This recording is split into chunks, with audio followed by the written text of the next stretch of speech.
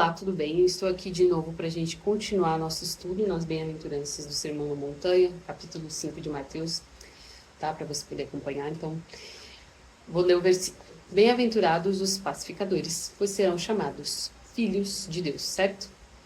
A gente tem uma definição superficial do que seria paz, que é a ausência de conflito. E a paz, esse conceito mesmo, a gente busca isso na nossa vida. Ninguém quer passar a vida inteira em guerra ou brigando, mas a gente costuma ter um limite. Qual é o limite? Quando os nossos interesses, nossos sonhos, nossos direitos, nossas vontades estão em jogo.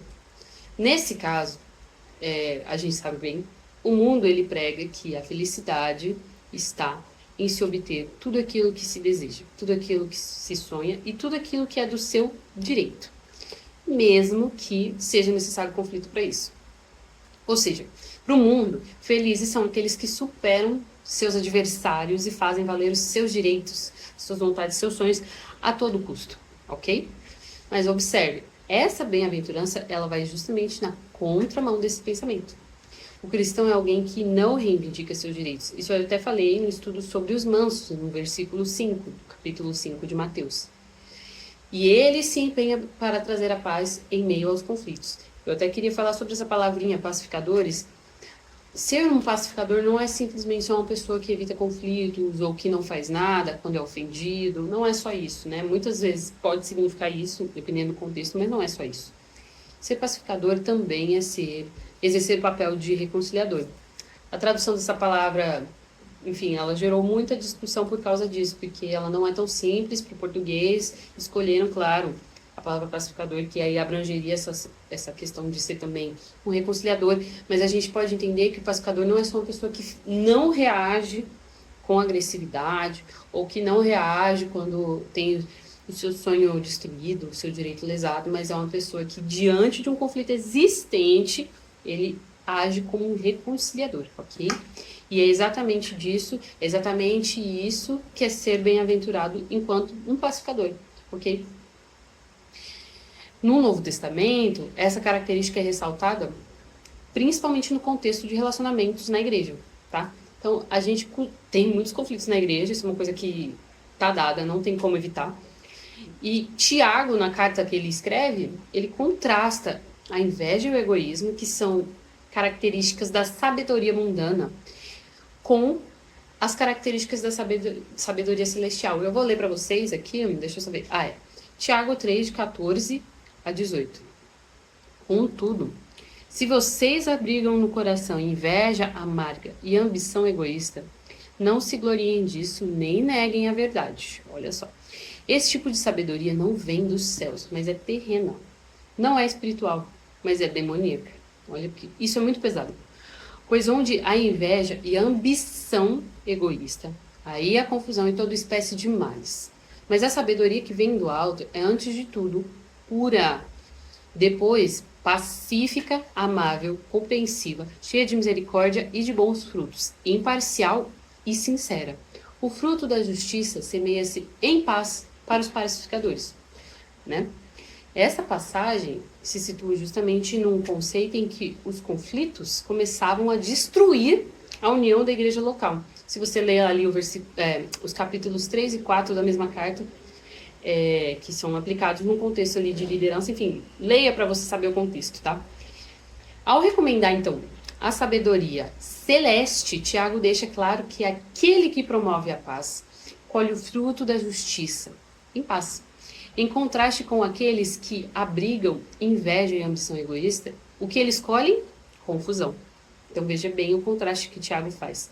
O cristão deve ser um pacificador porque isso faz parte do seu caráter, certo? Isso faz parte do seu caráter.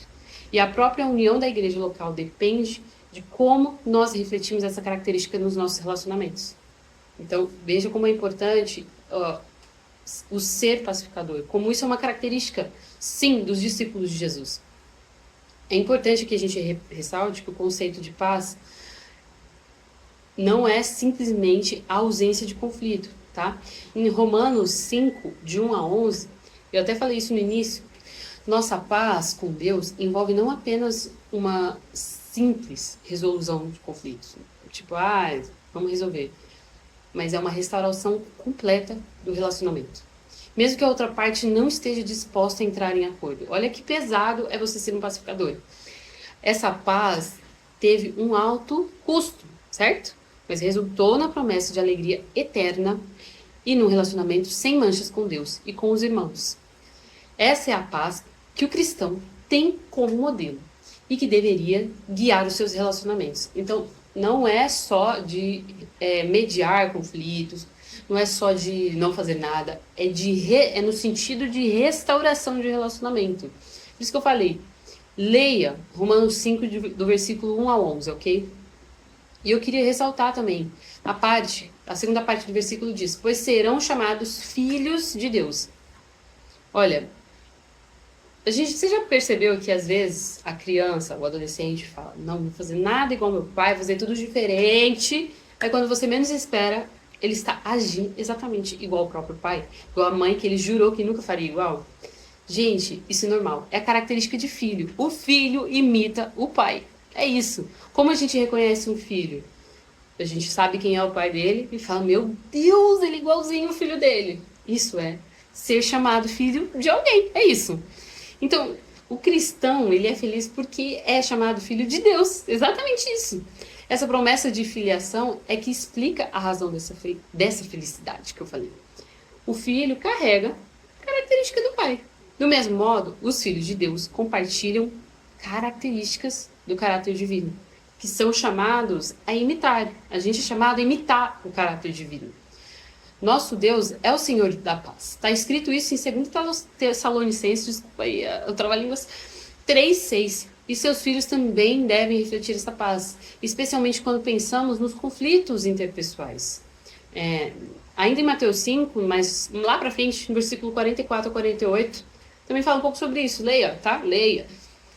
Ao sermos pacificadores, nós mostramos para o mundo quem é o nosso Pai, certo? Isso nos dá a oportunidade de proclamar que apenas no sacrifício de Cristo temos paz verdadeira com Deus. E que essa é a fonte da paz em todos os nossos relacionamentos. Vocês lembram que eu falei que a vida não é como um pedaço de pizza, mas sim como se fosse a roda de uma bicicleta? Exatamente isso, Deus está no centro. Esse termo também é a descrição do nosso Senhor Jesus Cristo. Ele é Filho de Deus, a imagem perfeita do Pai, que realizou todas as obras que estavam em seu coração. Isso está em João 14, 9 e 10, Colossenses 1, versículo 15. Por favor, leia, estudando esses versículos. Dessa vez eu fiz uma pesquisona. Nossa paz só foi obtida por meio do seu sacrifício perfeito na cruz do Calvário. Isso está em Isaías 53, 5. O único caminho para a reconciliação completa entre Deus e os homens, tá? Então, Cristo, que é o grande pacificador, ele restaurou tudo, ele é o grande pacificador, o príncipe da paz. Leia isso em Isaías 9:6, que nos foi dado por iniciativa do próprio Deus Trino, em seu plano perfeito. Então, eu queria te convidar, primeiro, a evitar conflitos. Isso a gente falou, assim, no versículo sobre os mansos, para que a gente evita conflitos, sabendo a nossa real condição. Eu queria te convidar a evitar a fofoca, mas ao contrário, resolver os conflitos com seus irmãos e entre os irmãos, tá bom? Mas eu também queria te convidar ao final para que você restaure, seja um agente de restauração de relacionamentos entre os seus irmãos da igreja, ok? Porque é isso que Deus espera, é isso que Jesus fez conosco, tá certo? Que Deus te abençoe nesse dia, eu espero que tenha sido abençoador e espero que você tenha, então, um bom final de semana, tá certo? Beijo!